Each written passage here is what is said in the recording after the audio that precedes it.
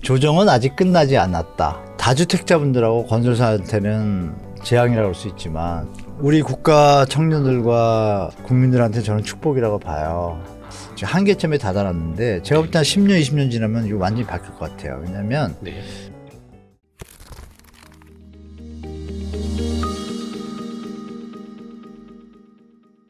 근데 진짜 저희 Y스트릿을 찾아주셔서 감사드립니다. 제가 고맙다니까요. 저는 딴 데 가서 초대해 준 게 너무 감사합니다. 별 말씀이요. 개인적으로. 우리 한문도 교수님이 원체 지금 이제 찾는 데가 많아가지고. 네, 요즘 많이 찾으시죠. 작년부터. 맞아요. 근데 어떻게 보면 이제 그 부동산 그 약세장에 대한 네. 경고도 많이 전부터 해 주셨고. 네, 계속 하기도 했는데 네. 조금 타임에 대한 그걸 좀 비슷하게 맞췄다고 보시는 것 같아요, 그냥. 그래서, 전세 예측한 거, 그것 때문에. 그러니까 전세 가격도 빠지고 이런 것들. 빠질 거다라고 이제 다들 얘기를 안 하셨는데, 네. 저는 암만 해도 계산이 안 나오더라고요. 무조건 빠질 거라고 보이는데, 네네네. 기억나시잖아요. 작년에 전세 대란 또 날 거라고. 근데 네. 그 주체들이 버틸 수준이 아니었거든요. 네. 그러니까, 내년에는 그런 일은 없을 거다. 그 작년이었죠. 네. 그런 일 없다. 도리어 내려갈 수도 있다라고 제가 조심스럽게 얘기 드리면서 어느 언론사에서 네. 2022년도 하반기 집값, 또 전반기 마치고 하반기 집값에 대해서 예측 설문조사를 했는데 네. 제가 이제 전세하고 매매 동시 하락이다 썼는데 네. 우연히 그렇게 쓴 사람이 저밖에 없는 거예요. 그래서 조금 좀 알아주시는 것 같아요. 네. 근데 이번에 저기 한문도 교수님께서 책을 내셨는데 이 책 제목이 너무 무서운 거 아닙니까? 책 얘기부터 하시면 어떡하냐. 왜냐면은 너무 부족해서 제가. 더 크래시. 네네. 충격. 이건 출판사에서 이렇게 좀 강하게 좀 하신 것 같고요. 네네네. 저는 이제 그 밑에 부제, 네. 조정은 아직 끝나지 않았다. 그게 더 무서운데요? 그러신가요? 그게 더 무서워요. 그런데 그 내용을 좀 담았습니다. 여러 가지 그렇죠. 또 본인이 판단하시고 분석하신 대로 또 말씀을 해 주셔야 하시는 스타일이고. 네, 맞습니다. 예. 그러니까 사실 그래서 많은 분들이 좋아하시는 것 같아요. 한 교수님은. 저만 믿으시면 저도 틀리는 경우가 많으니까. 그럼 누가 다 참고만 하시면 되죠. 네. 근데 우리 교수님의 어떤 네. 좀 다른 분들하고 좀 다른 특징이 네. 이 부동산을 금융의 관점에서 전망한다.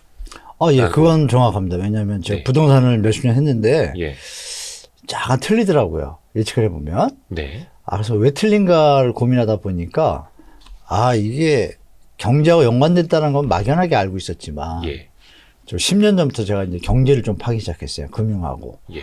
봤더니 이제 경제 시스템을 어느 정도 좀 알게 되는 수준까지 됐죠. 네. 다는 모르지만 그랬더니 이게 부동산은 절대 네. 혼자서 움직일 수 없는 거라는 걸 확실히 깨닫고 네. 그래서 이제 그런 얘기를 이제 전해드리는 거죠. 절대 혼자 못 간다.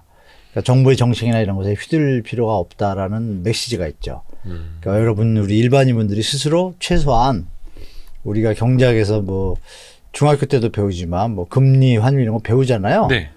근데 그게 그냥 시험용이 아니라 피부로 실제로 원리만 알면 크게 어려운 게 아닌데 네. 왜 그런지 옛날에 그 선배들이나 기득권자들은 어렵게 가르쳤는지 금리, 환율 이런 것들을. 물론 이제 기자님들은 다 아시니까 기자님들이 우리나라에 1%도 안 되잖아요. 따지면. 나머지 90% 분들은 이 부분에 대해서 약간 접근성이 헷갈리거든요. 여기 금리 할인율, 수익률 막 헷갈리잖아요. 네. 이자율. 네. 개념 똑같잖아요. 네. 간단하게 그냥 그렇죠, 다 똑같은 그렇죠. 얘기를 갖다가 업종과 여기서만 틀린 거잖아요. 분야별로. 네. 그 개념도 정리가 안 되잖아요, 사실. 예. 그런 얘기도 좀 썼죠. 그래서 그러니까 편하게 보시고 간단한 논리를 썼는 거라서 인사이트가 깊게는 못 들어가고. 별 말씀을요. 네, 그렇게 돼서 책 얘기 그만하고 저기 하죠. 아니 그게 이제 부동산 얘기를 이제 오늘 얘기가 여쭤보려고 네네. 그 이제 좀 워밍업 하는 건데요. 네, 알겠습니다. 근데 책에서도 네. 앞에 이거 띠지라고 하나? 조정은 띠지. 아직 끝나지 않았다라고 하셨고. 네, 조정은 아직 끝나지 않았다. 책 앞에 거의 시작하는 부분에 이렇게 쓰였어요. 부동산 하락 아니 정상화. 네, 정상화죠. 대한민국 미래와 청년 세대, 후세들을 위해 분명히 축복이라고 생각한다. 네, 축복이죠. 이 과정은. 이 과정이. 아직 조정이 끝나지도 않았는데. 계속될 거라고 좀 보고 있습니다. 암만 계산을 해봐도 네. 좀 아까 말씀드린 것처럼 부동산만 보면 안 된다 했잖아요. 네네. 경제, 금리, 소득 상황, 우리 경제 산업 구조, 구조 다 체크해봐도 야 이게 통일되기 전까지는 당분간 이게 저성장 국면이구나라는 답이 나오고 네. 물론 2차 전지가 다시 뜨게 되면 조금의 다시 한번 업은 있겠지만 아 이게 분배나 이런 걸 계산해보면 고령화가 심해지고 여러 가지 요인들을 다 종합해보면 간단하게 말해서 그거죠. 한 집안 식구가 있는데 네. 자녀를 3명씩 뭐 6명씩 나면 네. 조금만 지나면 인구가 2배로 늘잖아요. 그러면 네. 농사를 지을 인력이 늘어나니까 부가 더 창출이 되잖아요. 네.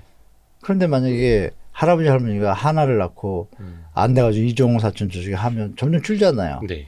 그 농사 지을 사람이 적으면 나오는 산출량이 적잖아요. 네. 그러면 누가 그 집을 사요? 그 순환 관계에서. 살 사람이 없다는 얘기죠. 네. 그러면 인구에다가 뭐 산업 구조에다가 성장률의 어떤 패턴에다 선진국형 네. 그리고 부동산의 대출의 갭의 과다함 소득 대비 주택 가격의 수준 네. 이런 거 다 데이터를 정렬해 보면 아 유효 수요가 어느 정도 한계에 다다랐구나라는 결론을 저는 얻은 거죠. 아하. 그렇다면 둘 중에 하나죠. 뭐 로또를 맞든지 네. 뭐 돈을 어디서 하간 뭐 돈이 많이 생기든지 네. 아니면 정부가 뭐 나라 망할 생각하고 돈을 팍팍 풀어가지고 대출 늘리고 통화량 늘려서 물가 올릴 때 주택가 오르든지 그 외에는 아니면 집값이 내려오는 수준밖에는 없는 거예요. 두 가지 시나리오가 제가 네. 보니까. 네. 그래서 저는 이게 정상화로 갈 수밖에 없구나라고 저는 이제 조금 예측하고 있는 거죠. 그거는 이제 제가 구분을 해서 집값 전망하고 또 좀 구분을 해서 먼저 여쭤볼게요. 근데 이게 하락이 아니라 정상화. 네. 그리고 이게 재앙이 아니라 축복이다라고 표현을 하신 이유는 좀 어떻게 볼 수 있을까요? 우리 국가 청년들과 국민들한테 저는 축복이라고 봐요. 네. 다주택자분들하고 건설사한테는 재앙이라고 할 수 있지만 네. 그 재앙은 충분히 견딜 수 있는 재앙이고요. 네. 생명의 재앙 없는 재앙이고. 아. 근데 이제 대다수의 국민들이 경제 활력이나 어떤 삶의 활력을 느끼고 그 건강이야 무슨 일을 하니까 그런 상태에서 어떤 산업 구조에 대해서 정부의 어떤 좋은 정책과 국민들이 옛날에 뭐 아시겠지만 열심히 일했잖아요. 네. 기성세대들이. 그런 마인드가 일어날 수 있는 환경이 되잖아요. 풍토가. 예. 근데 이거 뭐 돈 열심히 벌어봤자 집 한 채도 못 산다는 박탈감에 그렇죠. 이미 보이지 않게 의료보험비가 많이 나가는 거예요. 네. 다들 보이지 않게 스트레스를 받으니까. 아. 그런 저는 관점에서 본다라면 적정한 주택 가격으로 가는 과정이라고 보면 외국의 주택 가격 수준하고 비교하면 네. 우리가 약간 업이 돼 있는 건 맞습니다. 그 부분이 정상화되게 되면 희망이라는 관점이 생기잖아요. 무주택자들이. 네. 지금 주택 보유자들 60%인데 네. 서울만 5대5잖아요. 네. 네. 그럼 서울에 또 생산인력이 많이 계신데 그분들 표정을 보면 웃으면서 안 다니거든요. 그분들이 그럼 결혼하고 싶은 충동이 많이 들겠어요? 안 들잖아요.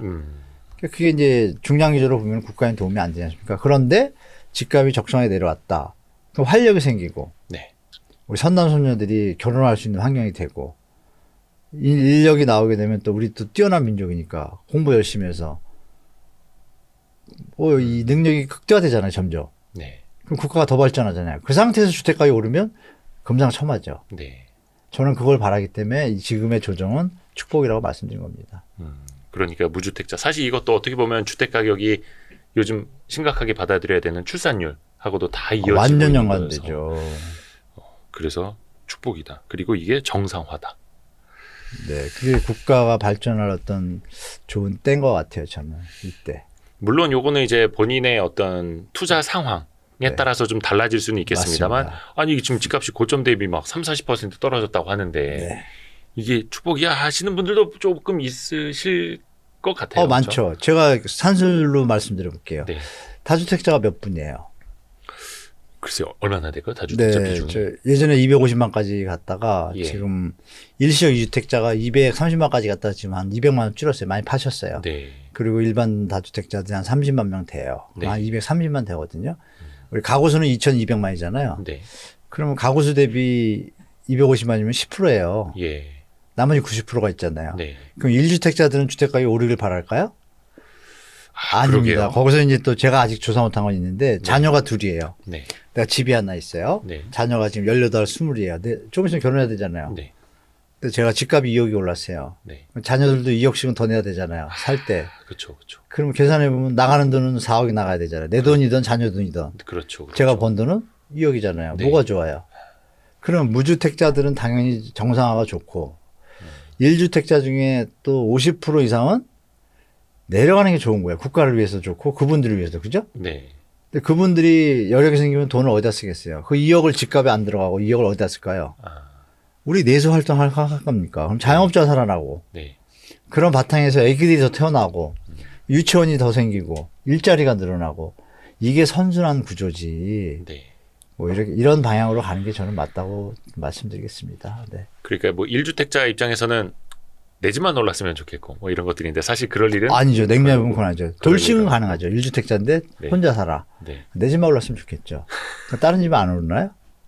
그렇죠. 다른 집도 오르고 네, 그렇죠. 말씀하신 것처럼 자녀가 분가할 때도 부담이 똑같이 결론은 그거죠. 갭 투자한 분들만 지금 싫어하는 거예요. 아. 간단하잖아요. 1주택자여도 아닌 경우도 투자하는 많죠. 사람. 1주택자도 애국자 많아요. 집값 나 오르는 거 원하지 않는다. 네. 모든 국민이 박애주의자도 있을 거 아니에요? 네네네. 모든 국민이 같이 잘 사는 걸 원하죠. 왜? 자꾸 범죄율이 높아지잖아요. 왜 높아지죠? 양극화나 뭐 이런. 양극화로 인해 가지고 범죄율이 올라가잖아요. 네.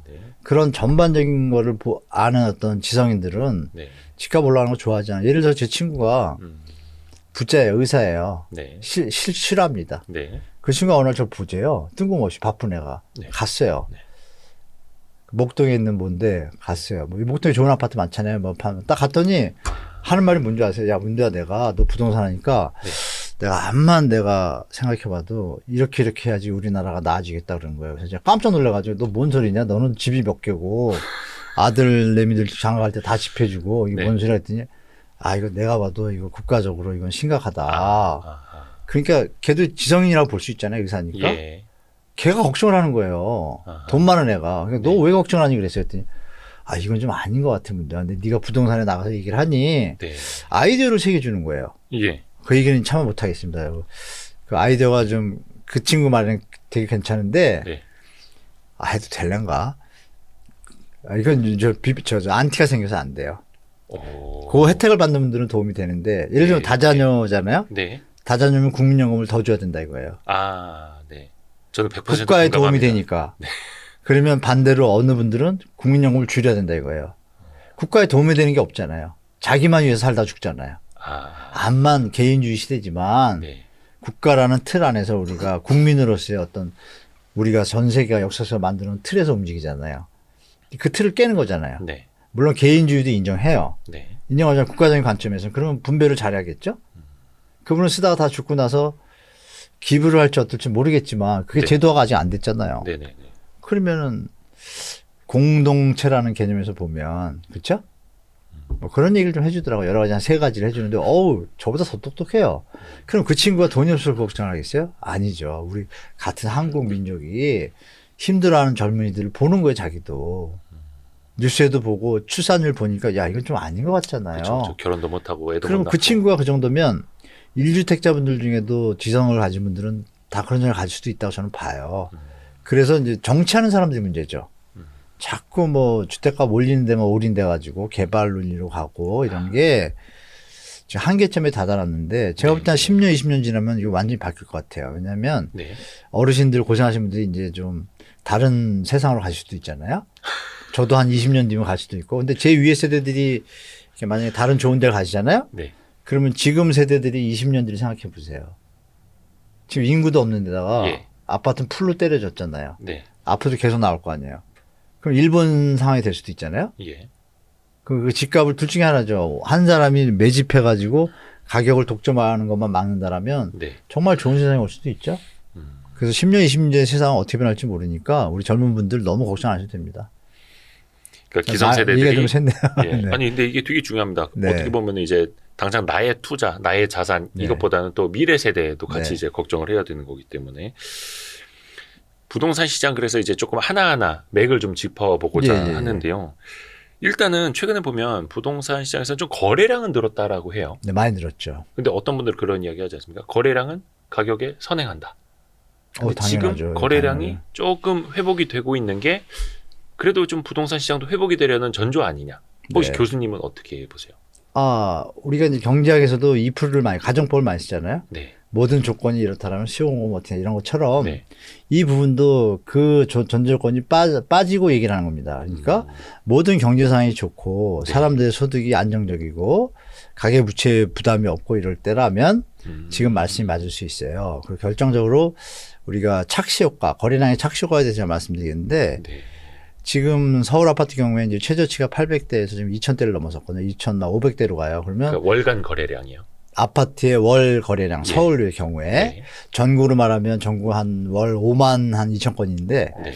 지금 한 저번 달에 3만 건으로 올라왔어요. 많이 예. 올라왔죠. 예. 60%. 평균은 아니지만 네. 평균선에 경기도는 50% 넘었습니다. 경기도도 2만 몇천 건, 3만 건까지 2만 18,000인가 네. 한 60% 넘었어요. 평균량보다. 서울은 평균량의 50%인 반토막보다도 낮아요. 회복이 된 게 아니네요. 근데 거래량은 늘어난 건 맞아요. 네. 두 배 반 늘어났죠.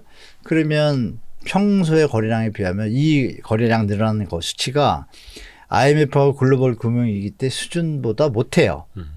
어떤 조건에서 못하냐? 규제 거래 완화 대책을 규제 완화 대책을 많이 던졌고 특례 보금자리론까지 추가됐잖아요. 네.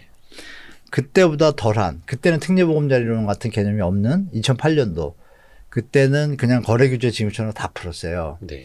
다 풀었을 때 거래량이 3배, 거의 공통적으로 3배, 4배 늘었습니다. 그리고 주택 가격이 바로 한 달 반 만에 그냥 상승, 그냥 플러스 돌았습니다. 네. 아파트가 15억 가던 게 7억 후반대로 떨어졌다가 바로 12억, 13억 회복했습니다. 이 대책이 나왔을 때. 네. 근데 여기 이번에는 거래 규제 완화에다가 특례 보금자까지 투입이 됐잖아요. 네. 어마어마한 40조란 돈이. 네. 그런데도 말씀드린 것처럼 거래량 상승의 폭이 기저효과로 높은 거지 평균 수준이 아직 못 온 거예요. 약한 거예요, 힘이. 네. 중요한 건 특례보금자리가 끝나면 또 어떻게 되죠? 물론 이런 분들 계실 거예요. 또 40조 들어 돈이 어디 있습니까? 여러분 특례보금자리 돈도 누가 되겠어요? 나라에 지금 돈이 모자라드는데 계속 40조 못 되죠. 그건 네.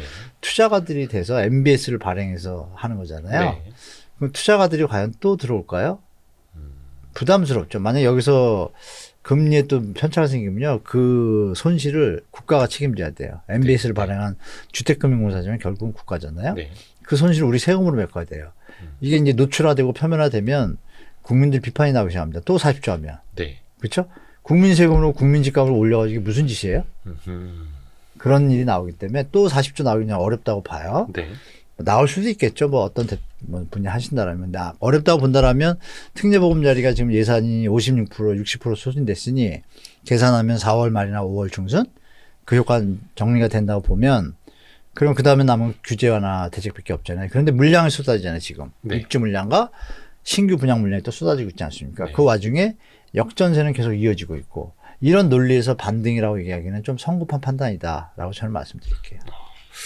근데 이제 가격으로 놓고 보면 네. 고점 대비 한 30% 정도 빠졌을 때 네. 반등이 나오더라. 이렇게 네. 보시는 분들도 있거든요. 꽤 있죠. 지금이 보통 한 대부분 지역에서 고점 대비 30%는 거의 다들 빠져 있다고 봐도 될까요? 대부분 그렇고 네. 서초 강남은 예외고 예. 인천하고 또 수원, 네. 동탄 이런 데들은 더 빠졌죠. 40% 50% 빠졌죠. 네. 근데 우리가 여기서 이제 판단할 게 뭐냐면 지금 상승 거래하고 1월하고 2월에 거래된 것들이 있을 거 아니에요? 네. 그럼 그거는 작년에 고점에서 하락된 거래일 거 가능성이 많잖아요. 네. 그거 대비 상승한 거래와 하락한 거래가 있을 거 아니에요. 네네네. 근데 지금 1월, 2월에 대비해서 3월 달 한 달 동안 거래된 걸 제가 체크해 보니까 예. 한 4.5 대 5.5. 4.5는 상승 거래예요. 네. 그리고 5.5는 하락 거래예요. 1월, 2월에 거래됐던 거가 다시 3월에 거래된 게 있어요. 네. 그거 뭐냐면 그 아파트를 다시 했다는 게 아니라 그 단지에 A 아파트가 있고 B동의 아파트가 있을 거 아니야. 네. A가 거래가 됐는데 10억, 그러니까 이런 거죠. 정리해드리면 15억 가던 아파트가 네. 30% 빠지니까 한 10억대, 10억 9억대로 정도. 내려온 예. 거예요. 근데 얘가 9억에서 12억, 11억으로 올라가는 거래가 있고 네. 그 9억에서 또 8억짜리도 나오는 거예요. 네. 이게 지금 5.5 대 4.5예요. 그런데 그 상승된 거래 액수들을 계산해 보니까 상승 거래가 있으니까 상승 반등이 있다라고 이분들은 얘기하는 거고 네. 그 와중에도 하락 거래를 산 분들은 이건 하락이 이어지겠구나. 그러니까 이게 경합하고 있죠. 혼조세가 3월 달에 나타났는데 말씀드린 대로 특례보험자리가 끝나면 그 힘이 약해지면 그 힘도 약해지겠죠. 그럼 다시 저는 하락으로 갈 가능성이 많다. 데드캣 바운스다. 그래서 저는 일시적 반등이다. 30% 정도가 되면 경제 상황이 좋다라면 맞아 그분들 말씀대로 반등할 힘이 있어요. 네. 경제 상황이 너무 안 좋습니다. 네. 뭐 연체율이 지금 증가하기 시작하고 PF 문제 리스크 상존해 있고 여러 가지 리스크가 변동성이 심하니까 원래 정상적으로 구매하려는 분도 더 쳐다보게 되죠. 기다리고 네. 그런 게 많지. 지금 저렴해졌다고 붙는 분들은 어떤 분들이냐면 지방에서 네. 좀 정보가 빠른 분들이 뭐 임대사업자분들이 뭐 10개, 20개 처분하면 뭐 개당 5천에서 1억 남을 수도 있잖아요. 작은 집들은. 네. 한 10억 되잖아요. 10억 정도 서울에 강남에 지금 많이 떨어졌잖아요. 네네네. 갭 끼고 한번 들어갈 수 있거든요. 아. 그분들이 좀 가세했어요. 이번에. 오. 그런 수요가 한 20, 30% 올라갔고 현장에서는 어떠냐면 9억 이하짜리는 당연히 그 특례보험자리 5억이 되니까 물론 DTI는 적용되지만 그런 유효수요 창출이 가능 효과가 있으니까 시장이 지금 잠시 상승한 건 맞아요. 상승 거래의 분위기도 맞고. 네. 근데 이제 팔리다 보니까 매물이 감소해야지 정상인데 매물이 더 증가하는 거예요. 아주 웃기죠? 오히려 그 가격에도 나도 팔고 싶다. 같이 팔고 싶다. 막 이렇게. 만약에 계속 오를 거라고 생각되면 팔겠어요? 이 가격이 지금 떨어진 데서 올랐잖아요. 네. 그럼 옛날 가격 생각하면 그거 팔고 싶은 마음이 없잖아요. 14억 다시 갈 거라고 생각하면 안 내놓겠죠. 할 텐데. 네. 그러면 시장이 이게 정리가 돼버렸잖아요. 매물이 지금 서울, 강남 3구, 전국이 똑같아요. 세종시뼈고 제가 조사했거든요. 네. 176개 시군구를 다 하지 못하고 6대 강시하고 서울하고 그 체크를 해보니까 도하고 세종특별자치시만 조금 매물이 줄었고 나머지 대부분은 서울 강남 3구하고 마용성, 네. 뭐 노원 양천 영등포 있잖아요. 이쪽은 매물이 1월 1일 우리 막 시작할 때 상승기 그때에 비해서 한 10에서 15% 늘었습니다. 매물이. 지금 거래량이 늘어가지고 소진이 됐는데도 매물이 그때보다 더 늘었어요. 자, 이거에 대해서 여러분들이 사람들이 어떻게 시장을 보고 있구나라고 미뤄 좀 예측해 볼 수 있을 겁니다. 예. 근데 앞에서 이제 거래량과 지금 제가 이제 가격, 낙폭에서 오는 네. 반등 이걸 여쭤봤었는데 거래량도 그렇고 어떤 좀 낙폭에서 오는 반등도 그렇고 아직은 의미를 찾을 수가 없는 그죠. 여기에다 의미를 두면 안 되는. 의미는 있죠. 그 덜 떨어진다라는 의미 정도. 네, 그러니까 떨어지는 속도를 완전히 죽였잖아요. 네, 네, 네. 그 연착륙으로 가는 판을 만들어줬잖아요. 다만 이게 이제 스텝 다운식으로 계단식으로 점진적으로 하락할 수 있는 구조를 만들어준 건 정부의 정책은 긍정적 효과가 있죠, 분명히. 급하게 막 칼날처럼 떨어지다가 네. 규제 완화 특례보험료를 일단 멈추고 상승 얘기까지 나올 정도로 시장이 약간 보합을 가지고 있잖아요. 물론 특례보험료가 끝나면 이제 점진적으로 네. 저는 그렇게 보고 있는데 그 효과는 있었고 뭐 나쁘게 볼 건 아닌 것 같아요. 정부에서는 PF 문제나 이런 것 때문에 최선을 다했고 조절만 잘하면 되겠죠. 근데 이제 앞으로 3년 동안 본격적인 하락이 온다라고 네, 저는 책에도 그렇게 쓰셨던데. 보죠. 근데 그러면 지금 고점 대비 30% 지역에 따라서 50% 떨어진 곳이 있는데 네, 50%는 예외죠. 거긴 뭐 특별한 근데 뭐 한 3, 40%들은 떨어진 곳들이 많지 않습니까? 많지는 않아요. 그래요? 네. 수도권에도 좀 많지 않나요? 근데 수도권 우리 동네 지역적 차별화가 너무 심한 어디시죠? 부천인데요. 네. 그냥 뭐 고점 많이 안 대비 떨어졌잖아요. 딴 데보다는. 부천은 그 많이도 오르지도 않았고 뭐 이렇게 거기는 이제 실수가 많으시니까. 근데 말씀하신 것처럼 인천 송도는 많이 빠졌잖아요. 예. 심하면 마이너스 P 나오면 60 고점 대비 예. 뭐 뉴스엔 자주 안 나오는데 몇 개 단지들은 마이너스 55% 60%예요. 그런 데들은 지금 60%요? 네, 일부 단지들. 와, 그리고 예. 평균적으로 한 4, 50%거든요. 그러니까 인천 송도 이번에 지금 특례보험자리 이론 때문에 많이 사러 가셨고 예. 많이 떨어졌으니까요. 그러니까 그런 점은 사실 어느 정도 조정이 다 마무리되어 간다고 보여지죠. 그런데 이제 추가적인 문제가 인천은 이제 입주 물량이 갑자기 많이 튀어나와요. 올해도 한 4만 7천 개 나오고 내년에도 한 또 2, 3만 개 나가서 오버 슈팅이에요. 네. 주식으로 말하면. 네. 그럼 물량이 많으면 당연히 가격이 하방 압력이 있잖아요. 네. 그러니까 쉽게 상승 못 하죠. 그러니까 2, 3년은 그럴 수밖에 없어요. 인천이라든지 동탄이라든지 부산 일부 지역 뭐 이렇게 지역마다 입주 물량이 많은 곳들이 많아요. 네. 요점을 말씀드리면 올해 입주 물량이 40만 원입니다. 42만 원 정도 되는데요. 네. 지금 역전세 난이잖아요. 그렇죠. 이 와중에 그러니까 내려가는데 무거운 게 엉기면 가속이 붙잖아요. 네. 그러니까 평상시 같으면 적정 물량이에요. 30에서 40만. 네. 근데 내려가면서 집들이 비는 상황에서 입주 물량이 튀어나오니까 아하. 이게 이제 추가적인 힘겨워지는. 어떤 급격한 하락을 유발할 수 있는 요인이 되는 거죠. 그래서 제가 추가 조정이 있을 수 있다라는 얘기가 암만 계산해도 가능하다고 보이는 거예요. 제가 볼 때. 특히 강남 3구 같은 경우에는 송파 빼고 강남 서초는 아직까지 많이 안 내렸거든요. 네. 일부 단지 빼고는 대부분의 단지는 버티고 있어요. 네. 그 지역들이 이제 올해 강력하게 좀 조정을 받을 것 같아요. 내년 후반기까지. 네. 네, 이렇게 보죠. 그래서 조정은 아직 끝나지 안 않았다라고 났다. 말씀하신 맞습니다. 거고. 네, 맞습니다. 근데 그 본격적인 하락이라는 게 사실 이제 제 생각으로는 본격적인 하락 그러면 뭔가 낙폭을 가지고 하시는 말씀 아닐까 생각이 들거든요. 이게 물론 기간일 수도 있겠습니다만. 맞아요. 네. 그럼 이걸 기간으로 놓고 하시는 말씀. 폭이 먼저죠. 집값이 70% 빠졌는데 뭐 1년 동안, 2년 동안, 3년 동안 계속 가겠어요? 못 가죠. 네. 이미 오버 거꾸로 되는 걸 모르겠지만 저 용어를. 그러면 누구든지 살 수 있잖아요. 편안하게. 네. 만약 주택 가격이 10%밖에 안 내려왔어요. 네. 그러면 수요가 받쳐줘야 시장이 유지가 되는 건데 수요들이 계속 못 받치면 어떻게 돼요? 가격은 점진적으로 하락한다. 이럴 경우에는 저는 2027년까지 쭉 하락이라고 봤는데 네.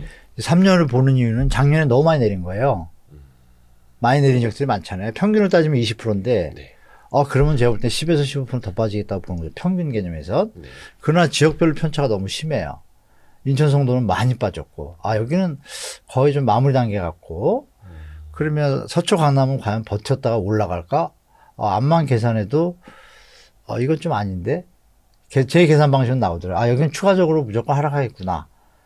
그건 한 3년 동안 이어질 수도 있겠구나라고 보는 거죠. 네. 그러니까 폭의 개념이에요. 만약에 강남이 송파처럼 네. 지금 반등이 일어나는 효과도 서초 강남보다 송파가 강하잖아요. 많이 떨어졌었으니까. 네. 과대 낙폭에 따른 반발 매수라고 해요. 주식시장에서. 네. 그런 개념이죠, 사실은. 그러니까 이게 데드캣 바운스 형태로 당연히 우리가 엘리어트 파동도 있잖아요. 네. 네. 보시면 3파 상승에 2파 하락일 때 네. 딱 그 2파 첫 파에 요 같지 않나요? 네. 저는 그렇게 보거든요. 그러니까 모든 자연의 법칙이나 이런 걸 가지고 만든 법칙들이 어떤 유사성이 좀 있지 않습니까? 그럼 지금의 형태를 보면 인위적으로 안만 받친다고 해도 여러 가지 뭐 경제 자본주의 한계, 유동성의 함정에 빠졌다가 지금 이제 여러 가지 은행 파산하고 이런 일이 예전에 없던 일이잖아요. 네. 그런 걸 감안해 봤을 때 이게 상승할 여건이 거의 없잖아요. 상승할 요인은 소득이 늘거나 집이 모자르거나 해야 집값이 오른 거 아닌가요? 네. 네. 대출을 떠받치거나. 네. 근데 대출은 바젤3로 이미 정리돼 가고 있고 DSR은 한계가 있고 네. 그러면 우여곡절 끝에 특례라는 이름을 붙여가지고 DSR 적용 안 하고 지금 퍼 벗는데도 힘이 이 정도니 그 다음 어떻게 돼요? 힘이 약하잖아요. 그러면 점진적 하락이 한 3년 가지 않을까 이렇게 저는 보고 있는 거죠. 다른 변수가 없는 한. 그게 낙폭으로 이렇게 과대하게 떨어졌다가 반등을 하느냐 아니면은 점진적으로 떨어지면서 차이가 오래 크죠. 가느냐 그 네, 차이로 맞습니다. 볼 수 있는 거고. 기간은 낙폭에 따라서 정해지는 거니까요. 어, 후행적이잖아요. 기간은 사실 어떻게 보면. 그러면 이제 말씀하신 것처럼 소득이 늘거나 집값이 정말 많이 떨어져서 살 수 그렇죠. 있는 정도가 되거나 네. 아니면 뭐 대출이라도 완화되거나 뭐 그렇죠. 금리라도 떨어지거나 예, 예. 이런 것들이 어떻게 보면 공통적으로 충족이 되어야 한다라는 거죠. 한두 개만 산발적으로 개선되거나 이건 약한 거고. 힘이 약하죠. 예. 그것도 이제 궁금해하시는 분들 많으세요. 네. 앞에서 잠깐 이제 그 인구에 대한 이야기 해주셨는데 네. 일본처럼 장기 침체로 가지 않을까? 혹시 그러면 어쩌나? 또 걱정하시는 분들 그럴 가능성이 방향성 있다고 같은데 폭은 다를 것 같아요. 방향성은 같은데 예. 그 폭 정도 심화 정도는 다릅니다. 왜 다르냐면 네. 일단 일본은 신도시들을 우리보다 더 많이 지었어요. 네. 더 많이 지었고 인구 급증 시기에 타임에 맞춰가지고 한 건 맞는데 이 신도시들의 개념이 일본하고 우리하고 좀 틀린 점이 뭐냐면 네. 거리하고 우리가 땅이 더 좁잖아요. 일본보다요. 네. 걔들은 신도시가 길게 늘어지잖아요. 교통비를 비롯해서 신도시의 약점이 많음에도 많다 보니까 네. 그쪽에다 이제 집가가 저렴하니까 집을 많이 지었는데 정부가 이제 우리 지금 느끼는 거 똑같아요. 출산율 저하를 깊게 생각 안 하고 그냥 풀로 선진국 기준이 뭐냐면 인구 1000인당 뭐 450호가 기본인 게 있어요. 네. 근데 우리 지금 서울이 380, 90대거든요. 예. 그러면 비율로 따지면 10에서 15% 모자르잖아요. 네. 아직도 집이 네. 지어도. 네.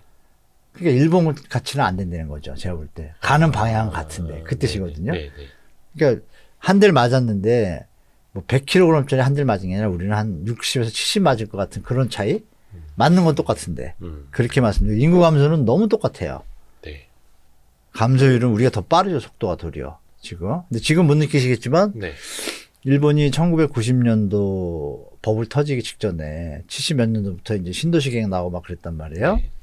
그 텀을 생각해 보면 원래는 원래 한 작년 재작년에 맞는 타임이거든요. 네. 그 모든 지표들이 그 지표 중에 일본의 그 버블 터질 때 가처분 소득 대비 가계부채 비율이 한 140%였습니다.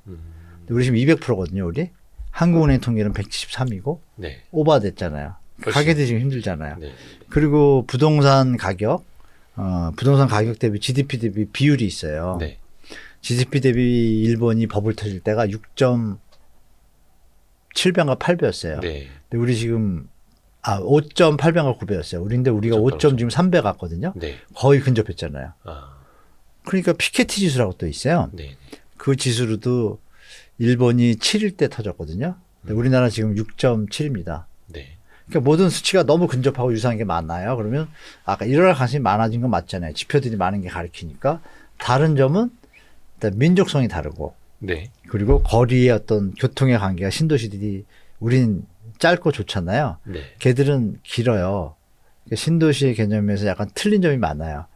그래서 도쿄만 살고 신도시는 죽었다는데 신도시 일본도 죽은 데 별로 없거든요. 네. 그 타마 신도시라고 하면 잘 모르시는 타마 신도시 뭐 위령 신도시 하잖아요. 인구 감소로 뭐 망한다는데 타마 신도시 자체는 인구가 늘고 있습니다. 통째로. 네. 신도시 거기가 타마시하고 뭐 다코카시 뭐 일본 말로 5개 시가 합쳐진 게 타마시거든요. 네. 네. 타마를 합쳐가지고. 근데 타마가 몇 년도에 짓냐면 1965년도에 졌어요. 아파트를. 65년이요? 근데 65년도에 5층짜리잖아요. 연탄 보일러. 네. 네. 그 뒤로 짓는 것들은 계속 지었어요. 지금도 져요. 타마 신도시는. 네. 지금 새로 짓는 것도 너무 좋아요. 아파트가. 그래서 그 타마 신도시 전체는 그때부터 지금까지 인구가 늘어요. 근데 그 65년 된 그거 65년도에 지은 것들은 어른들만 사시다가 빠져나가니까 관리가 안 되니까 걔가 이제 빈도시가 된 거예요. 일부가. 근데 우리가 신도시 뭐 자꾸 뭐 안 좋다 그러는데 우린 틀려요. 우리는 신도시가 각광받을 것 같아요. 제가 볼 때. 왜냐하면 거리가 가깝고 광역교통 계획망이 너무 좋아요. 네. 뭐 신도시 사시는 분들은 아시겠지만 뭐 1기 신도시도 마찬가지고 2기 신도시도 출퇴 시간 빼고 접근성이 너무 좋잖아요. 근데 서울에서 사시는 분들은 아시지만 서울에서 서울 강남에서 마포까지 가는데 신호등이 몇 개인지 아실 거 아니에요. 이런 개념들을 가진 분들은 신도시를 선호하고 있어요. 지금 대한민국. 근데 일본도 마찬가지예요. 기존 세대들은 신도시를 선호 안 하는데 뭐 이런 세대차가 좀 있고 그래서 대한민국은 좀 틀릴 것 같아요. 일본의 방향을 따라가는데 폭도 틀리고 그래서 교통이나 어떤 정부 정책이나 민족성이 워낙 틀리기 때문에 그 일본처럼 막 확 꺼질 것 같진 않아요. 다만 비슷한데 방향은 맞다. 따라갈 수밖에 없다. 근데 네. 폭은 다르다. 그 정도까지는 안 간다. 네. 안심할 수는 없겠네요. 좀 자산 관리를 차별화해서 이제 하셔야 되는 거죠. 네. 네. 그리고 아까 그 집값이 떨어지게 되면 네. 사실 뭐 무주택자 입장에서는 뭐 나쁠 게 없고 축복이고 1주택자도 갭 투자한 사람만 힘들어하는 거고 맞아요. 근데 진짜 안 좋은 건 다주택자와 건설사 이렇게 이야기를 해주셨는데 네. 특히 요즘에 그 부동산 프로젝트 파이낸싱 같은 경우도 PF에. 많이 이제 뭐 연체율도 높아진다고 하고 많이 힘들어하고 그렇죠. 있지 않습니까? 네. 그 사업장이 또 위기에 네. 빠질 수도 있겠고 그러면 그게 금융권으로 위기가 또 전이가 될 수도 있겠고 또 어떤 분들은 상업용 부동산 네. 또 좀 위기에 빠질 수 있다. 경기도 네. 안 좋고 하니까 네. 보실률 높아지고 혹시 그 부분에 대해서는 어떻게 보시나요? 일단은 뭐 부동산 PF랑 동감합니다. 상업용 부동산이라. 대한민국은 지금 뭐 상업용 부동산은 이미 예전부터 뭐 아시는 분은 아시겠지만 저 강변의 테크노마트 네. 거기 가 보시면 뭐 1억짜리가 지금 600, 700에 경매 나와요. 1억짜리 거짓말 같은 얘기지만 상가잖아요. 1억에 분양을 한 상가가요. 네네. 1억짜리인데 오. 그래도 600, 700 거의 소진됐어요. 싸니까 예전에 됐다가 근데 상가가 활성화가 안 되니까 지금 원래 주인분들이 관리비만 내고 쓰라 월세는 안 받고요. 네. 건물 관리가 안 되니까. 그럼 거기가 전철역 앞이잖아요. 강변역. 위치는 좋은데 위치는 좋은데 예. 상가가 왜 안 되죠? 왜 안 될까요? 네, 그러니까 상업용 부동산이잖아요. 말씀하신. 예. 그러니까 우리 인구의 유효 수요는 정해져 있잖아요. 네. 뭐 갑자기 입이 두 개로 늘어나는 건 아니잖아요. 그럼 먹는 건 거의 비슷하잖아요. 네. 보는 것도 비슷하고 영화관이 하나면 하나가 잘 되겠지만 세 개가 생기면 셋이서 포션을 나눠 가져야 되잖아요. 파이를. 그렇죠. 근데 강변 테크노마트가 있었는데 롯데월드가 생겼단 말이에요. 그럼 다 블랙홀처럼 다 빨려가겠죠. 아하. 인구가 더 그러니까 출산율이 중요한 거예요. 집값이 중요하고 사람이 없으니까 분산이 안 되고 갔던 사람들이 몰려가니까 여기는 블랙아웃이 되는 거고 가로수길도 지금 블랙아웃이잖아요. 완전히 가로수길 죽어버렸잖아요. 그럼 거기가 다른 데로 간 거 아니에요. 네네. 그러니까 지금 뭐냐면 이게 카드로 말하면 돌려막기식이 된 거예요. 상업용 부동산 시장이. 특히 쇼핑몰 쪽은. 그리고 상업용 부동산이라고 하긴 뭐하지만 오피스 시장도. 네. 오피스 시장도 이제 공실이 나는 데가 좀 많아지기 시작했고 호텔들도 지금 매물이 많이 나오고 있습니다. 유효커가 아직 완전히 안 풀려가지고. 작년에 네. 호텔이 매물이 많이 나왔거든요. 네. 미국 사례를 보면은 미국의 지금 상업용이 자꾸 비슷하다고 보셔야 돼요. 상업용에 대한 어떤 수요는 한정적인데 네. 더 생길 수 있잖아요. 우리가 지을 때마다. 그 더 늘어난 게 파이가 나눠지니까 못 버티는 곳이 나올 거고 블랙아웃과 블랙홀이 서로 양극화가 벌어지는 거죠. 똑같이 상업시장도. 네. 근데 미국은 그게 너무 심하다 보니까 도심지에 있는 데들이 못 버티고 지금 제가 그거 좀 공부하러 가려고 그러는데 네. 뭐 저보다 저 전문가분 계시면 이거 방송 보시면 도움이 되실 것 같은데 같이 공유했으면 좋겠어요. 와이스트리트하고. 네. 지금 미국의 호텔 몇 개하고 상업용 빌딩, 오피스 빌딩이 다 주거용으로 개조 작업을 하고 있어요. 예. 허가를 받아가지고. 네. 어마어마한 막 60층짜리들이. 상가, 오피스가 운영이 안 되니까 주거용은 수요가 있거든요. 여기에 답이 다 있는 것 같아요. 그 그림에서. 우리라고 특별한 뭐가 있겠어요? 그러니까 우리도 마찬가지에서 제가 느끼는 게 한때 재작년에 얘기가 나왔어요. 상가를 갖다가 주거용으로 전환하는데 법적인 게 있냐 없냐 뭐 이런 세미나도 열렸었어요. 네. 우리나라도 지금 텅텅 빈 상가 몇 개 있거든요. 네, 서울 네, 도심에도 몇 개 있습니다. 실제로. 네. 근데 활용도가 상가로 돼 있으니까 주거용으로 바꾸는데 법적인 제도가 안 따르고 있어요. 아하. 그럼 그건 나중에 또 물량으로 나올 거 아니에요. 근데 그게 왜 그랬어요? 그러면 상업용 부동산은 뭔가 약간의 리스크들이 나타나기 시작했다. 살아남는 것만 치킨 게임이 된 거죠. 롯데월드보다 더 좋은 쇼핑몰이 생겼다. 롯데월드 버틸까요? 어려워진다. 네네. 그러니까 이게 유효수의 분산과 뭐 이동이지 우리나라가 발전하고 소득이 늘고 인구가 늘어나서 발전한 게 아니잖아요. 그 네. 개념을 우리가 좀 체크해 볼 필요가 있고 암만 좋은 입지라도 주위에 유효수 파이가 작다라면 그 상가 사업은 위험하잖아요. 네. 그런 것에 부동산 상승기에 수익만 바라보고 투자하거나 PF 대출이 들어간 것들은 당연히 리스크에 노출돼서 파산되겠죠.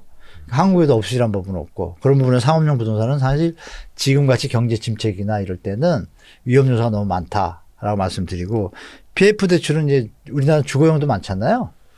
근데 주거용이 뭐 아시겠지만 분양이 돼야 되잖아요. PF의 핵심은 분양이 되면 다 해결되잖아요. 네. 공사비도 되고 수익도 남고 PF 대출은 이자도 받고 하는데 분양이 안 되면 어떻게 되죠?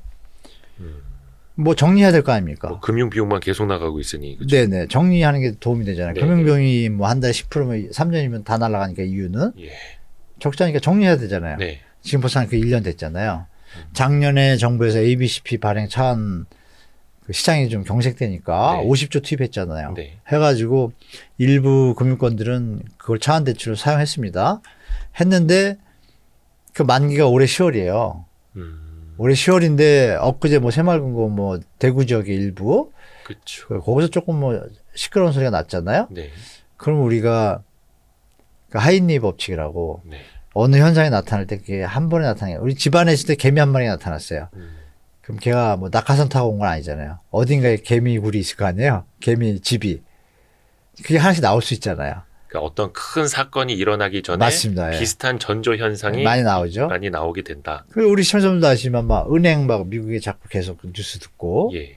뭐 영국이 작년에 파운드화로 난리가 났었고 네. 뭐안 보이던 일들이 자꾸 나잖아요. 네. 그럼 뭔가 그러니까 이렇게 표현하면 말씀드릴까? 배탈이 나려고 자꾸 아파요. 살살 아파. 네. 사람을 보면. 네. 그럼 결국은 배탈이 나든지 하여간 뭐 시원하게 뭐 설사를 하든지 해야 네. 일단 정리가 되잖아요. 예. 새롭게 가는데 안 되면 어떻게 돼요? 계속 궁금해요. 아, 그런 지금 장인 것 같아요. 경기의 상황이 제가 볼 때 간단하게 뭐 표현이 적절하지 않아서 죄송하지만 네. 그런 게 지나고 나야 되는데 우리나라 PF가 지금 정리가 안 됐잖아요. 결론은 분양이 돼야 되는데 지금 현재 시장도 규제 완화와 특례보금자리론이 들어갔음에도 불구하고 상승으로 전환은 못했잖아요. 네. 여전히 하락이란 말이에요. 그럼 그 힘이 약해질 때 차기 분양형자들의 답은 뭐냐면 분양가를 낮춰도 될까 말까 하는 상황이 되는 거고 특히 양극화가 도심지에 입지 좋은 곳 이런 곳들이 분양가를 충분히 낮춘다라면 네. 완판이 될 것이고 아, 근데 안 낮추고 우리가 둔촌중공에서 봤잖아요. 아, 강남 사구의 하나인데다가 랜드마크인 전국에서 제일 세대수가 많은 최대 단지란 당군이래. 네, 네. 그런데도 미분양 났잖아요. 무슨 일을 메꿨잖아요. 그렇죠. 예. 그럼 우리가 전조 현상이 좀 이상하잖아요. 여러 가지들이. 그리고 서울 도심에 미분양들이 자꾸 나오기 시작하고 네. 할인 분양이라는 단어가 나오고 아파트 사면 벤츠 주요가 나오고 네. 불과 재작년에 없던 일이잖아요. 그럼 이런 네. 모든 일들이 왜 일어날까를 한번 생각해 보면 아 지금은 뭔가 변동성이 심각하구나. 그러면 PF 시장도 연말 되기 전에 분양이 되면 해결되겠지만 분양이 안 되고 시공사, 시행사, 저축, 투자하는 기관, 대출 기관들의 이해 코드가 안 맞아서 분양가를 못 낮춘 현장들은 거기 정리가 되겠죠. 근데 그 정리됐을 때가 이제 뭐 듣기 안 좋은 말로 하면 PF 이제 부도인데 네. 그 정리가 됐을 때 심리가 부동산에는 안 좋은 악재작용이 나잖아요. 네. 네. 그러니까 이제 주택시장이 상상하기 또 힘든 어떤 여건이 또 하나 더 나오는 거고 요인이 그런 걸 볼 때 제가 올 한 해는 변동성이 심하니까 추가 조정이라고 말씀드리고 그래서 PF 시장은 올 한 해 안에 조금 자그마한 것들 몇 개들 정리될 것 같아요. 그 정리를 하면은 이제 뭐 제가 표현은 이제 순화한 것이고 네. 파산. 파산 내지 부도 정리 뭐 이렇게 되는 거죠. 네. 이미 된 것도 많고. 그러니까 소규모 사업장은 뭐 거의 뉴스에도 안 나오고 그렇죠. 뭐 대규모 사업장 정도가 돼야지 아마 네, 좀 그럴 때 뉴스가 뉴스에 기사가 되는데 나오죠. 지금 조그만 것들은 많이 터져 있어요 이미. 예. 뭐 아시지만. 뭐 플랜카드 붙여지 유치권 행사 중 뭐 이런 것도 많고 막. 네, 지금 저번 뉴스 한 번 나왔잖아요. 90개 중공사 부도났다고. 예. 90개가 일단 부도났습니다. 현장들이. 어. 간단해. 뉴스 안 났잖아요. 90개라고만 떠지 그걸 또 뭐 991개 건설사 폐업이랬는데 그걸 좀 과다 보도해요. 왜냐하면 이 전문건설업이 있고 종합건설업 있잖아요. 종합건설업에 딸린 데가 한 15개가 붙어 있잖아요. 네. 인테리어 시공 전문건설업, 하수도 전문건설업 이분들 망한 것까지 합하면 900개인데 그분들은 이제 자영업자라고 봐야겠죠. 어떻게 보면 작으니까 규모가. 그럼 실제로는 종합건설업이 한 99곳? 그 기사가 나왔잖아요. 네. 그러니까 예년에도 사실 좋을 때도 60개씩 부도났어요. 이게 중요한 겁니다. 평소 경기 좋을 때도 60개씩 부도났어요. 아. 그래서 30% 늘어난 수준이에요. 건설사가 너무 많고. 그래서 PF 부도가, 그러니까 말씀하시는 게 맞아요. 우리가 피부로 느끼고 규모가 있고, 이건 네. 좀 심각하다고 느끼는 것은 아직 안 나왔죠? 네. 그게 이제 가을 전에 조금 규모가 있는 게 나오지 않을까라는 게 제 개인적인 예측입니다.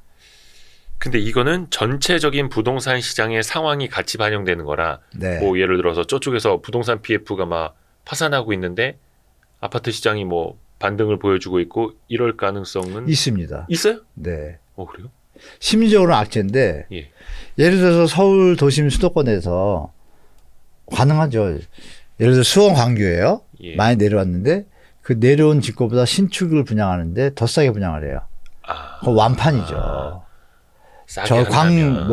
지역을 말하면 또 기분 나쁘시니까 어느 시가 네.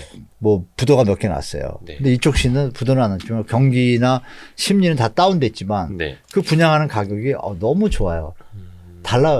그래서 뭐 청약률 불티나죠. 청약 광풍이 일어나죠. 그러니까 완전히 양극화 시장, 차별화 시장이 올해하고 내년 완전히 벌어질 거예요 아마 제가 볼 때.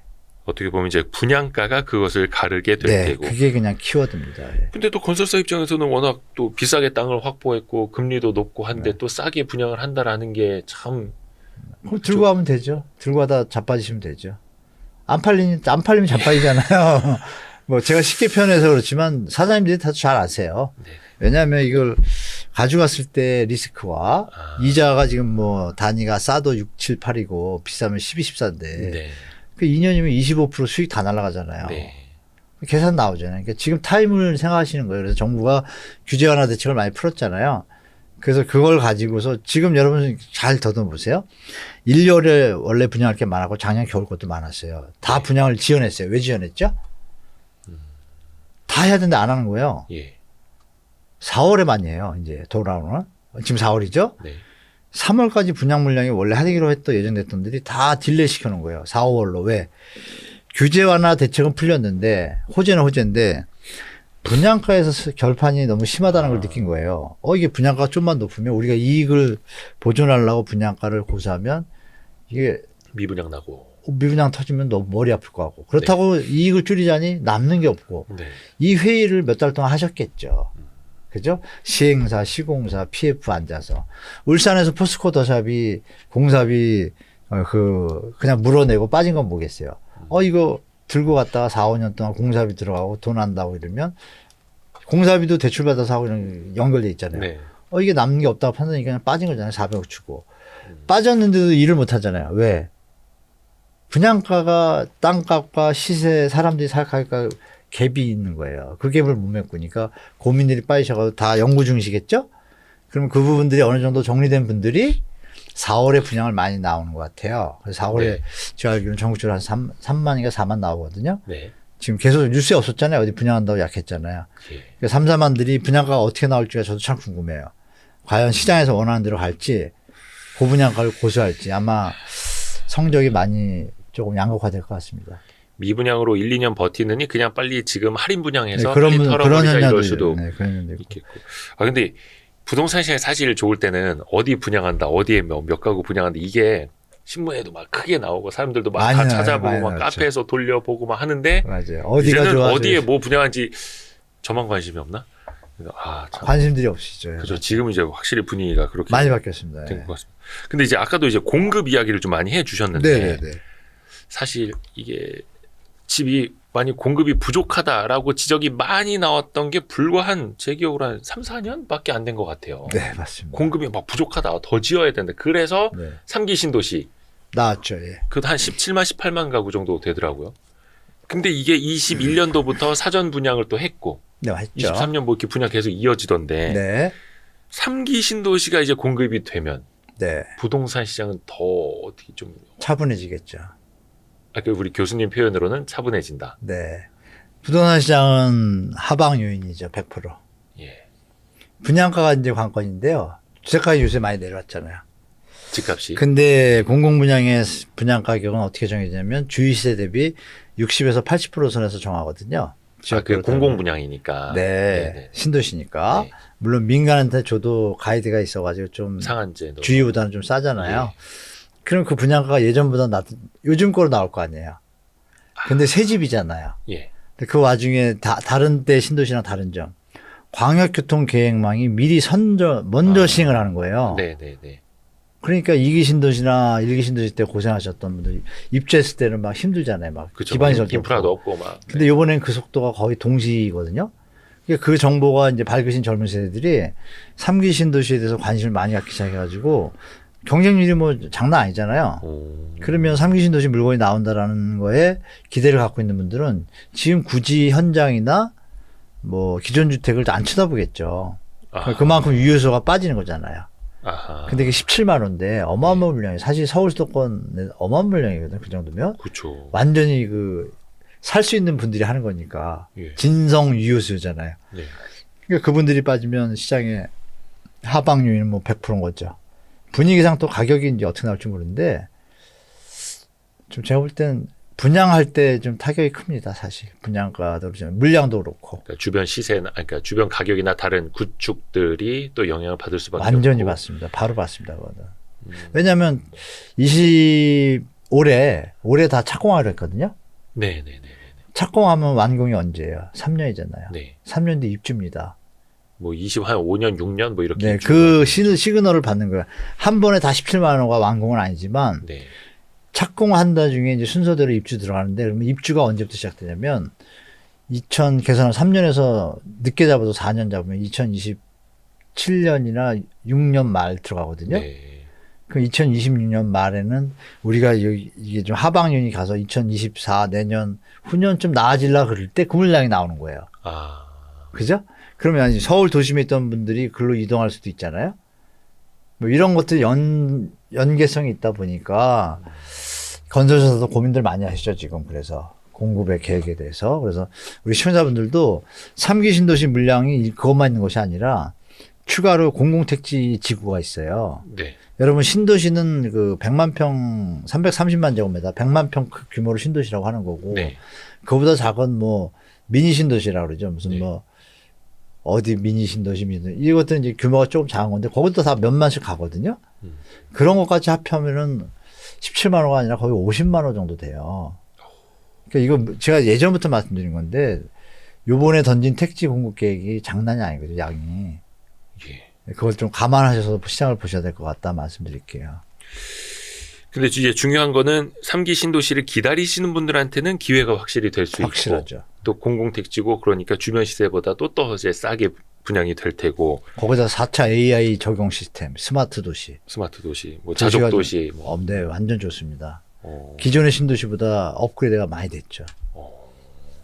근데 이제 다른 주택들은 가격적으로 영향을 받을 수밖에 네. 없고. 근데 이제 윤석열 정부 들어와서도 네. 5년 동안 270만 호를 공급하겠다. 라고 했습니다. 네네네. 서울이 50만, 수도권 158만 호가 네. 포함이 되어 있는데 네. 우선은 이게 가능할지와 부동산 시장이 약간 분위기가 180도 달라졌으니 네. 이거는 조금 수년을 하거나 취소를 해야 된다라거나 혹시 교수님은 어떻게 보세요? 일단 270만 원은 불가능한 거고요. 왜냐하면 5년간이라 할지라도 그건 뭐 제가 대통령 선거 전에도 양쪽 후보가 다 250만 원 얘기했었잖아요. 그때 막 서로 이제 호가를 불렀죠. 네네. 약간 좀 과장된 과장, 표현이고, 과장, 네. 네. 이 윤석열 정부에서 이제 어떤 주택 공급 확대에 대한 어떤 의지를 보여주시느라고 270만 원 던졌는데, 네. 그 중에서 확정적인 것은 아까 말씀드린 공급 택지 지정이 된 곳들이에요. 네. 그거 한 120만 됩니다. 풀로 전국으로 하면. 서울, 수도권 한 88만 되고. 네. 그거는 가능해요. 그냥 그거는 삽두고 가면 돼요. 네. 토지 보상하고. 왜? 국가가 이미 사업을, 공사를 시작을 했으니까. 네. 그런데 그 물량 중에 한 130만 정도가 재개발, 재건축하고 3080 뭐 많이 들어보셨죠? 뭐 도심복합사업 뭐 이런 것들이에요. 네. 근데 그거는 주인이 누구예요? 소유주들이에요. 국민이에요. 재개발 조합원이나 재건축 조합원들인 거예요. 네네네. 그분들이 해야지 지어지는 거예요. 그래서 270만 원 공급의 계획에는 그분들이 할 수 있게끔 빨리 할 수 있게끔 제도를 완화해주고 인센티브를 주고 그런 거를 서포트하겠다는 뜻이에요. 네네네. 그래서 착각하시면 안 되는 거예요. 이건 될지 안 될지 모르는 거죠. 다 안 하면 이거 없는 얘기예요. 허수죠. 그러면 제가 볼 때 실현 가능은 120만 풀로 갔을 때 재개발 정원도 잘 되고 뭐 이번 정부에서 추구하는 뭐 또 새로운 민간 임대주택도 꽤 돼요. 몇십만 돼요. 그것도 실행이 된다라면. 근데 지금 뭐 벌써 1년이 됐고 법안도 통과를 못 했잖아요. 네. 그게 될까요? 가봐야 알겠죠. 그런 거는 저는 허수라고 보고 가능하면 플러스 알파로 그냥 계산하면 그냥 30% 성공률이라고 보면 네. 그러면 270만 원은 뭐 없는 얘기고 120만에서 전국적으로 볼 때 네. 120에서 한 160, 170 가 있구나 잘하면 잘할 때 그것도 네네네. 180만 가 있구나 이렇게 보시는 게 정상인 것 같습니다. 잘할 때. 근데 요것도 이제 물론 이제 5년간이기는 합니다만 3기 신도시가 한 17만여 채 공급으로도 시장에 그렇게 영향을 많이 줄 수 있는데 입지가 너무 좋기 때문에. 그죠. 대부분 이제 서울을 둘러싼 뭐 예를 들어서 예전처럼 뭐 짓기만 하고 사람도 안 간다 치면 영향이 없죠. 한때 뭐 그런 적이 있었잖아요. 주택을 많이 때려줬는데 네. 사람들이 안 가가지고 비어 있잖아요. 막 네, 새 집이. 네, 네, 네. 그러면 의미가 없는데 요번엔 건 의미가 좋은 거죠. 17만 원하고 다 핵심 자리니까. 그래서 기존 주택에도 가격적으로 미치는 영향이 클 수밖에 확연하게 없는 거고. 네, 확연하게 있을 겁니다. 네. 확연하게. 그러면 앞에서 이제 말씀하신 수도권 한 88만 정도, 전국 120만 정도가 5년 내에 또 이제 공급이 된다면 네. 이것도 물량적인 측면에서는 당연히 그죠. 시장에는 부담이. 부담이 되죠. 근데 우리 교수님이 네. 이 책에도 쓰신 내용인데 그 네. 급락장에서 자산을 지키는 네. 예, 뭐 방법. 지키는 데다가 뭐 부자가 더 될 수 있는 경우도 많죠. 어떻게요? 급락장에서? 뭐 아시는 분들 많이 계실 텐데 뭐 MPL도 있고 네. 뭐 또 다 말씀드리긴 뭐하고. 네. 대표적인 것만. 네. 상징적인 것만. NPL이라고 여기는 하면은 자산을 지키는 위한 방법이니까 네네네. 그 버는 방법으로는 이제 지키는 게 아니라 버는 걸 먼저 조금 말씀드리면 NPL 일단 제 1번이고요.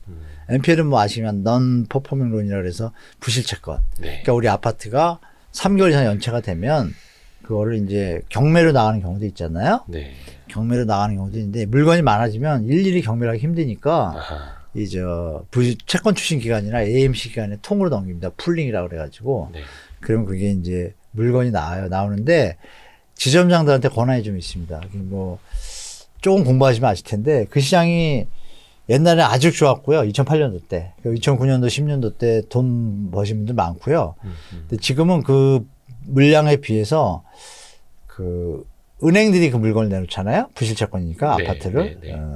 근데 그거를 은행 퇴직하신 분들이 회사를 하나 만들었어요. 그게 돈을 번다고 소문이 나니까 뭐라고 제가 얘기는 안 하는데 무슨 코어 해가지고 회사를 만들어가지고 네네네. 말씀드리면 어떤 은행에서 한 300개 아파트의 부실채권을 풀링해서 한꺼번에 사가라. 귀찮으니까 한꺼번에. 네, 그렇죠. 그럼 그 인바이테이션을 받는 그 은행이 좀 많이 가져가요.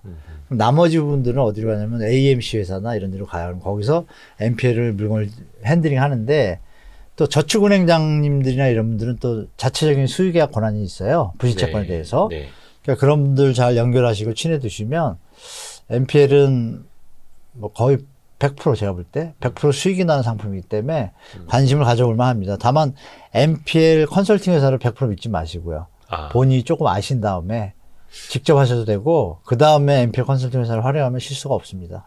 사실 요거는 이제 부실자산관리회사 같은 것들. 예, 회사가 종류가 너무 많습니다. 많죠. 네, 그리고 NPL이라고 하는 거는 말 그대로 이미 연체가 시작됐거나 네, 맞습니다. 은행 입장에서 봤을 때 저 사람이 못 갚을 것 같아. 근데 나는 피곤해. 그냥 자산관리회사한테 이거 싸게 그냥 돌이쳐줄 테니까 네. 도매로 사가세요. 채권 부실자산이니까 한 네. 절반 가격으로 사가세요. 아니요, 더 싼데요. 한 3분의 1. 네, 그렇게 얘기할게요. 3분의 1 정도. 네, 네. 3분의 50%라고 할게요. 50%에 50% 사세요. 사가서 그 사람이 거기서 뭐 40%를 받든 50%를 받든 알아서 신경 회수해서 안 써요. 벌어가세요. 이건데 회사에서 알아서 파세요. 근데 그런 펀드나 그런 자산관리회사의 상품에도 투자할 수 있는 방법이 있다라는 직접 할 수도 있고. 요게 그 글로벌 금융위기 직후에도 사실 그 벌처 펀드라는 게 엄청나게 네. 유행을 했던 적이 있지 않습니까? 그 벌처가 왜 그 대머리 독수리인가? 네, 맞아요. 썩은 고기를 먹는 네. 독수리인데 그래서 네. 독수리가 썩은 고기를 먹는 것처럼 네. 일시적으로 뭐 좀 안 좋아진 자산에 공격적으로 투자를 맞아요. 하는 그런 빨리 움직이는 벌처 거죠. 펀드. 근데 이것도 어떻게 보면 누군가에게는 엄청난 네. 아픔이고 위기인데 그렇죠, 맞습니다. 물론 이제 이게 자본주의니까 가능한 얘기입니다. 맞습니다. 그래서 자본주의에서. 그래서 이게 죽은 동물이 아니라 사실은 독수리의 살아있는 분의 재산인 거죠. 맞아요. 참 그렇습니다.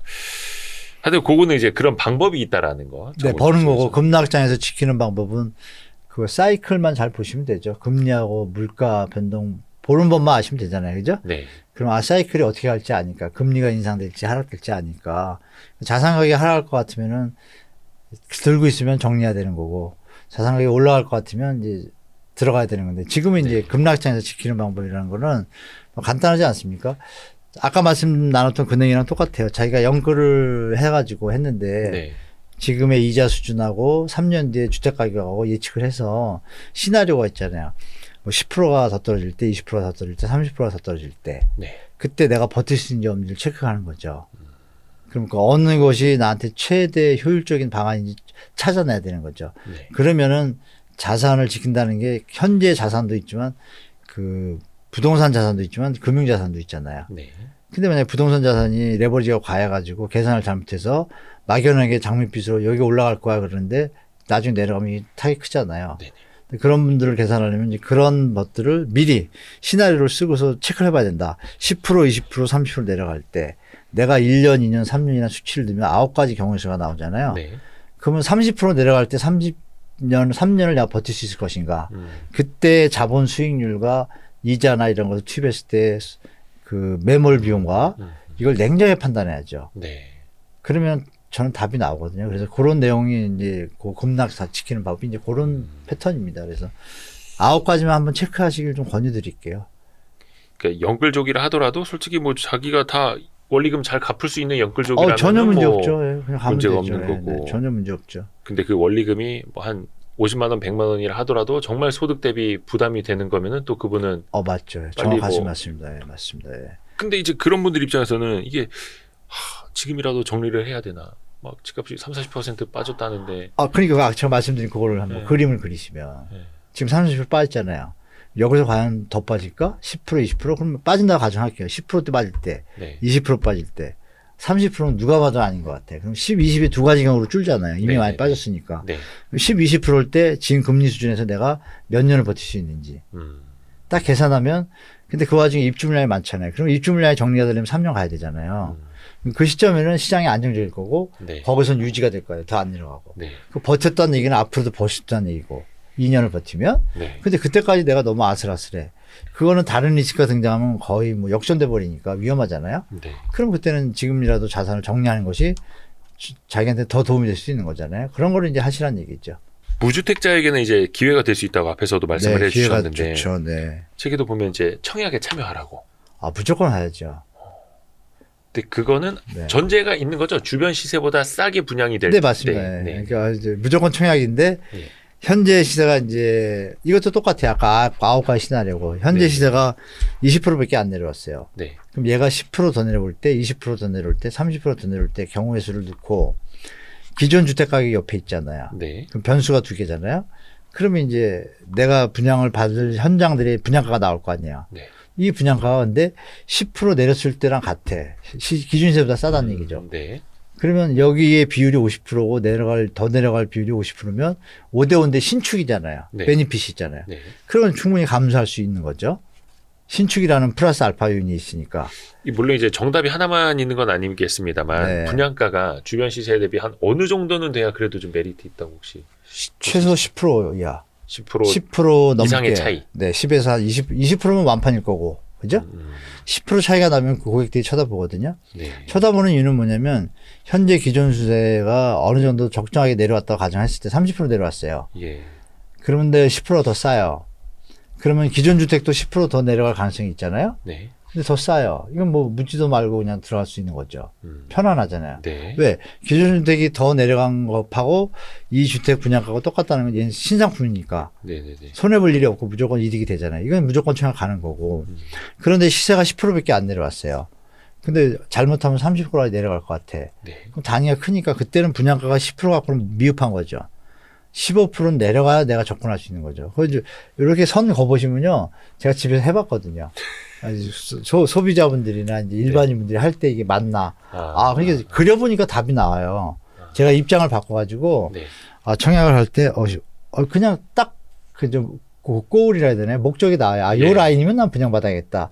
그럼 거기다 점 찍어 두셨다가 청약에 들어가시는 거는 문제가 없고, 그 위에 것은 다 쳐다 안 보시면 되죠. 그 분양가니까. 그런 거를 이제, 책 얘기만 해서 죄송하네요. 아니 책 얘기만 하는 게 아니라 네. 교수님의 내용이 책에 있는 거죠. 네, 맞습니다. 죄송합니다. 그런 내용입니다. 그런 네, 내용이 네. 들어가 있습니다. 네.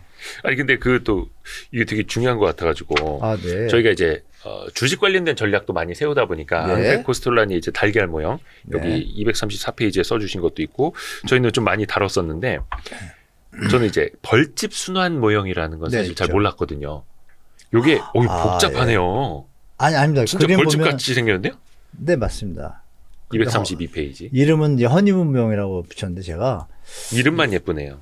그 제가 지은 건데요. 원래는 벌집 순환 모형입니다. 원래 원작자였던 원작자가 누구냐면 그 현대건설연구원에 계시다가 경제연구원 계시다가 건설산업 전략연구소라고 네. 그 2002년부터 한 2010년 네. 이때 뭐 엄청나게 활성화된 연구소가 있었어요. 예. 워낙 뛰어난 분인데 그분이 만든 모형이에요. 그분이 만든 모형인데 제가 보니까 그림을 잘 정리해 놨어요. 그래서 네네. 책에다 소개시켜 드렸는데 예. 그 그림표만 보시면 지금이 어느 시장 상황인지가 표현이 되는 거예요. 그러니까 입주 물량이 예를 들어서 이거죠. 지금 막 분양가가 올라가면 공급을 많이 하잖아요. 네. 그럼 걔가 공급을 많이 한 게 지금처럼 되는 거죠. 2, 3년 전에 시장이 좋으니까 막 분양을 많이 했잖아요. 네. 그게 이제 지금 이제 다 입주 물량으로 되돌아오잖아요. 네네네. 그 입주 물량이 되돌아올 때 이 힘 때문에 시장이 하락하고 이런 그림의 순서. 그러면 하락하고 나면 또 어떻게 돼요? 공급이 줄잖아요. 네. 줄고 나면 어느 시점에는 공급이 모자르니까 다시 오르는 때가 오고 이게 딱 계산해 보면 딱 벌집 모양으로 순환을 해요. 네. 그거를 이제 크로스 체킹해 가지고 독자분들이 편하게 볼 수 있도록 그림을 그리는데 처음에 보면 되게 어려운 것 같은데요. 네네네. 하나 뜯어다 보면 따라가 그냥 봐야겠네요. 편안한 얘기예요. 편안한 얘기. 아, 입주 물량 여기서 여기 이때 되면 지금 공급을 많이 했으니까 맞네. 2, 3년 뒤는 집값이 좀 떨어지겠네. 네. 근데 집값이 떨어지면 공급이 주니까 조금 있으면 다시 또 집값이 오르겠네. 음. 그 그림을 딱 연장을 맞춰서 주기가 한 7, 8년에서 10년이에요. 네. 그럼 그 텀마다 6조각이잖아요, 벌집이. 네. 그럼 그 텀의 기간에 따라서 우리가 뭐 상승, 뭐 하락할 때 그 차이가 있잖아요. 회복, 침체 있잖아요. 네네네. 그 4분기를 6분기로 나눈 거죠. 그걸 모형으로 순환시켰으니까 보기에는 좀 편합니다. 처음에 보면 어려운 것 같은데 좀 크게 확대해서 보시면 지금 말씀드린 그 내용이 어렵지 않아요. 요거는 좀 어디다가 붙여놓고 있어야겠다. 그쵸? 네, 보시면 그냥 어렵지 않습니다. 그냥. 어떻게 보면 약간 경제 순환론적 관점에서 똑같습니다. 보는 똑같습니다. 네, 맞습니다. 예, 또 인간의 심리가 또 한쪽으로 쏠리기도 네, 했다가 맞습니다. 또 풀리기도 맞습니다. 했다가 그렇게들 가니까요. 네. 근데 약간 저는 이제 요런 거를 바탕으로 사람들에게 좀 조언을 좀 많이 좀 해드렸으면 좋겠는데 네네. 일단은 공급량도 그렇고 인구 구조도 그렇고 지금 경제 상황도 그렇고 네. 최소한 3년 정도는 본격적인 하락이라고 보셨고 교수님께서는 네. 그래서 사람의 상황에 따라서 지금 버텨야 하는지 그렇죠. 버틸 수 있는지를 네. 각각이 계산을 좀 하셔야 된다라고 네. 보셨고 조금 이게 다주택자나 이런 분들한테 저기 조언을 드리는 게 맞을지는 모르겠습니다만 여기 써놨습니다. 다주택자도. 다주택자분들은 어떻게 대처하시라고 써놨는데요. 그러니까 이제 무주택자, 1주택자, 다주택자의 생존법은 180도 다르다. 완전 다르죠. 예.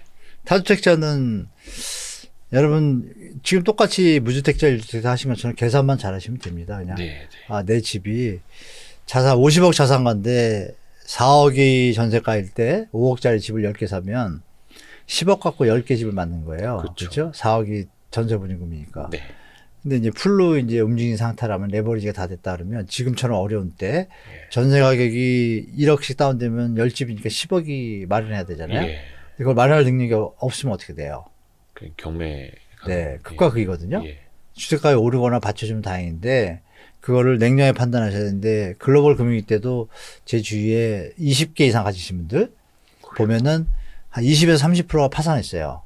파산이요. 완전 파산이요. 이거 비슷합니다, 지금하고. 음. 지금 뉴스에는 안 나오지만 조만간에 파산할 분 나올 겁니다. 왜? 욕심을 못 버리고 들고 가려던 분들이 여기서 뭐 끌어다가 뭐 갔는데 전세 보증, 다행히 정부에서 이번에 그 임대 반환 보증 그저 대출을 좀 문을 열었잖아요. 네. 전세 자금 대출할 사람들 대출해 준다. 이 특례보금자리론에 좀 있잖아요. 네. 그거 활용한 분들이 좀 살아났는데 그거 갖고도 못 살아난 분들은 이제 버티기 힘들잖아요. 네. 그분들은 정리가 돼야겠죠. 그러니까 그분들한테 내용을 쓴 거죠. 냉정하게 판단하셔라. 10개가 있으면 5개를 털고 나머지를 들고 갈 여력이 되잖아요. 좀. 예. 그랬을 때 5년 뒤에 수익 상한가.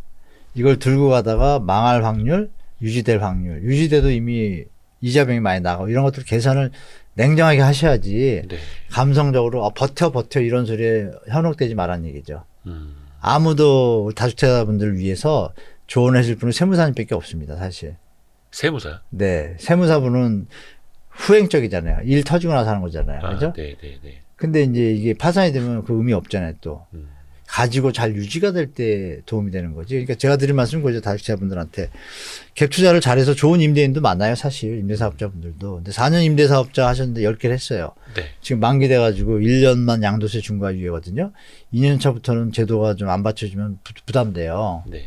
근데 그걸 가지고 전세보증금하고 막 엉키면 이거 갑자기 순간적으로 정신 없어집니다. 정신을 못 차리는 순간들을 제가 많이 봤어요. 네. 몰려 들어오면 음.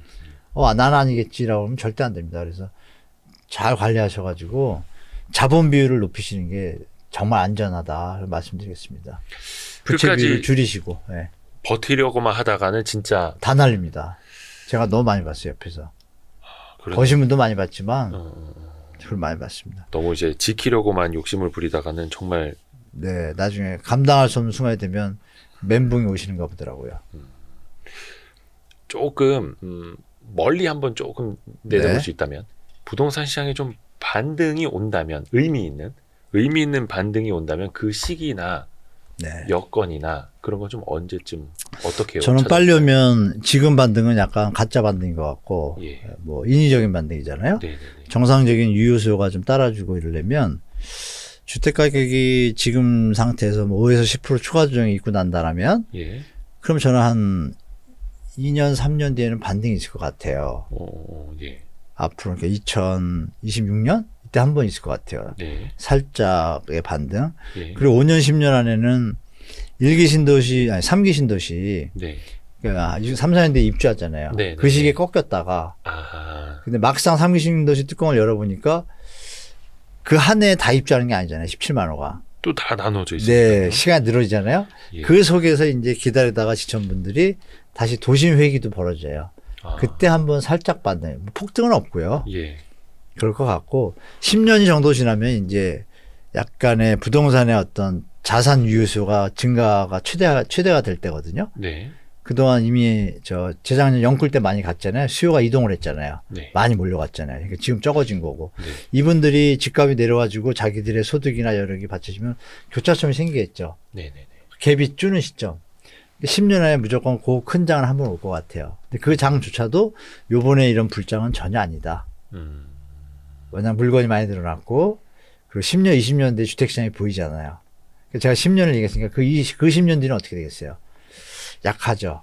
약간의 아까 말씀나는 일본형의 패턴이 나타날 수도 있다. 그래서 제가 말씀드린 게 이제 해외로 눈을 돌리셔라. 빠른 분들은. 그러니까 차라리 이제 부동산 빠른 투자를 분들은. 한다면 해외로. 이제는 뭐 자산력도 있겠다. 네. 정보력도 뛰어나겠다. 뭐 옛날처럼 어려운 게 아니잖아요. 해외 투자가. 지금 네. 주식 투자 편하게 하시잖아요. 그것도 10년 전에 어렵고. 네. 그럼 똑같이 부동산도 조금 있으면 10년 뒤면 편하게 할 수 있는 시대가 오지 않을까. 또 그런 것을 매개하는 회사들도 나올 것이고. 네. 그런 것도 한 방법이 될 것 같아요. 우리가 이제 자산 선진국이니까 중진국이나 개발국들은 이제 경제에 어떤 문제가 생길 때마다 환율이 상승하잖아요. 네. 그럼 우리가 저쪽 집이 3억짜리였는데 분명히 우린 경제가 좋고 걔네가 안 좋아서 2억으로 그냥 환율 때문에 다운될 수 있잖아요. 네. 수익률이 30%잖아요. 네.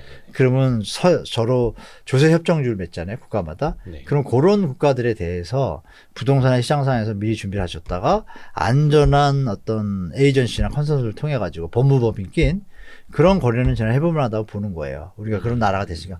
미국 애들이 와가지고 우리나라 부동산하고 돈 많이 벌어갔잖아요. 그런 것처럼. 그런 거랑 똑같은 거죠. 그렇다고 우리는 미국처럼 막 뺏어먹는 수준은 아니고 네. 정상적으로 그 위기를 도와주면서 안정적으로 서로 윈윈할 수 있는 그런 시대가 올 것 같아요. 그걸 준비하는 분들이 좀 빠르실 것 같습니다. 제가 볼 때.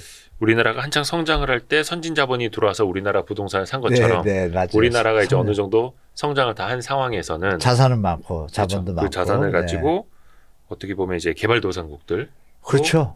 투자를 하러 떠나서 어떻게 보면 거기서 또 국부를 일으켜서 네. 올 수도 있는. 네, 국가에 도움이 되고 그 나라도 도움이 됐죠.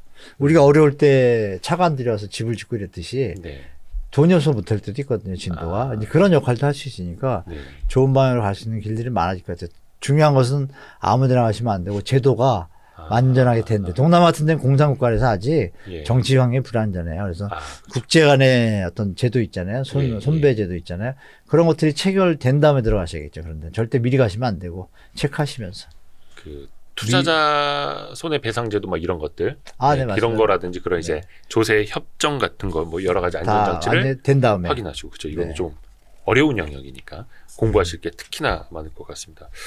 오늘 우리 한문도 교수님 네. 통해 가지고 많이 배웠습니다. 오늘. 아, 별 말씀이요. 저보다 네네. 더 좀 많이 하시는. 아유 아닙니다. 저도 그래서 우리 교수님 통해서 앞으로도 종종 좀 기회가 될 때 네. 식견을 좀 빌리도록 하겠습니다. 아, 예, 예. 아유, 오늘 와주셔서 고맙습니다, 교수님. 아, 예. 초대해서 감사합니다. 감사합니다. 고맙습니다, 네, 교수님.